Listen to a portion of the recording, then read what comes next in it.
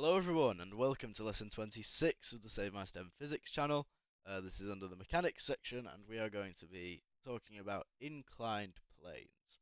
So an inclined plane is, you guessed it, a plane on an incline. So basically you can have, let's say, a car going up an incredibly steep hill. Your car probably wouldn't make it up this hill, but, you know, for physics' sake, imagine a car going up this hill. This is a free body diagram where we just have a straight line and then a box to represent our car. Um, or you could have snow falling down. I don't know why I've done a triangle there, but snow falling down a cliff face or something. And this is an inclined plane where it's not horizontal to the Earth's surface, which means that most importantly, the weight force that is experienced is not perpendicular to the plane, because perpendicular to the plane would be here, but the weight force will always act like that. And that's the most important difference with inclined planes. Obviously, there's other things, but that's the most important thing about an inclined plane, is that the weight force um, does not act perpendicular to the plane anymore, which means that only a component of the weight force downwards actually acts perpendicular to the plane. And also a component of it will act parallel to the plane, which is why things slide down. So let's get into the physics of that. Let's say we have a human of 50 kilograms on an inclined plane which is 30 degrees to the horizontal. So that means that our plane is about there. We have an angle here of 30 degrees, and our person is like there, right?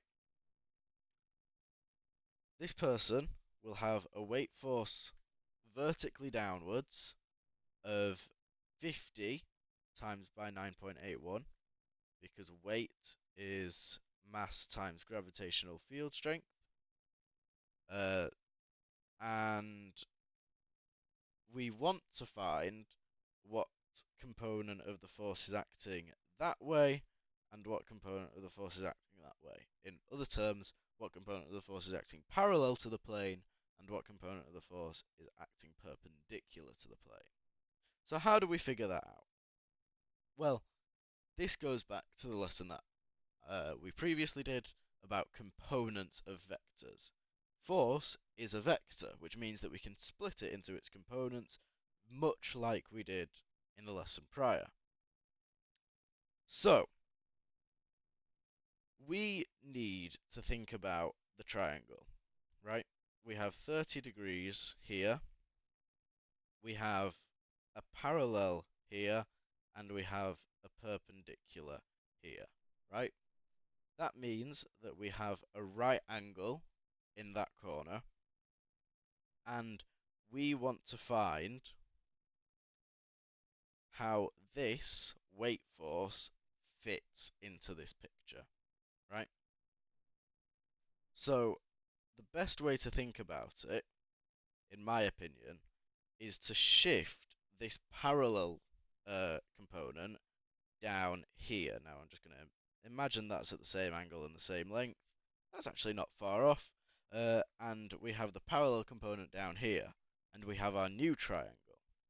So the first thing that we need to know is we need to bring our right angle back in here, which is where the parallel and perpendicular section meet. So our right angle is here now. And now we need to figure out how our 30 degrees fits in to this.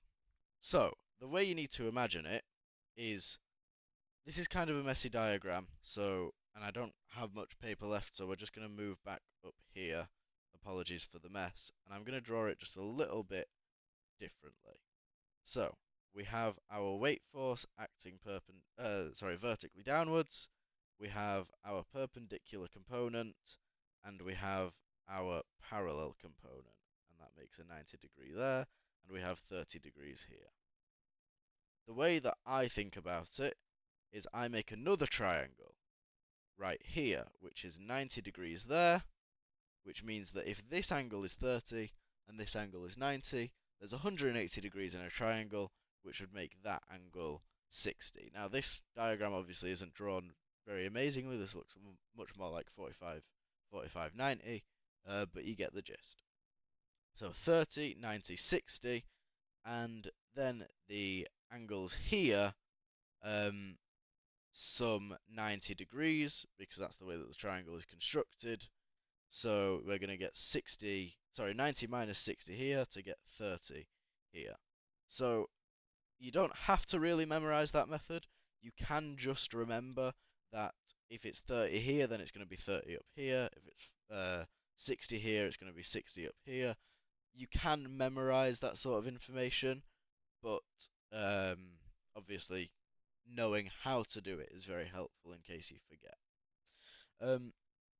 So now that we have that angle there is our 30 degrees, and we have that our resultant or main force is W, which is 50 times by 9.81, which is 490.5, I think.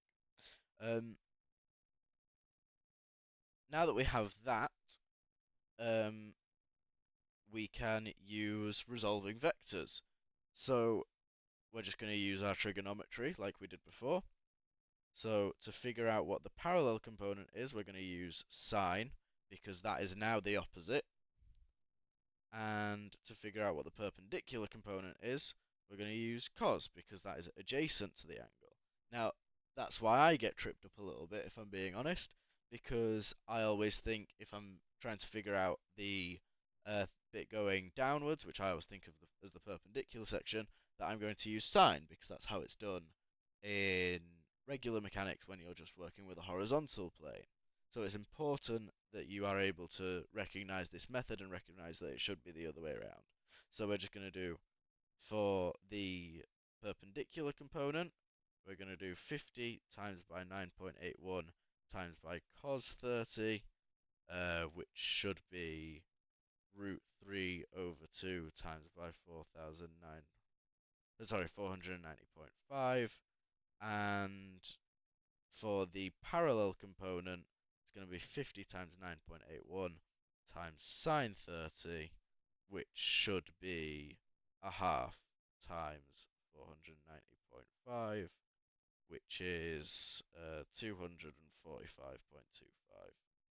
That's not very clear there, I'm sorry.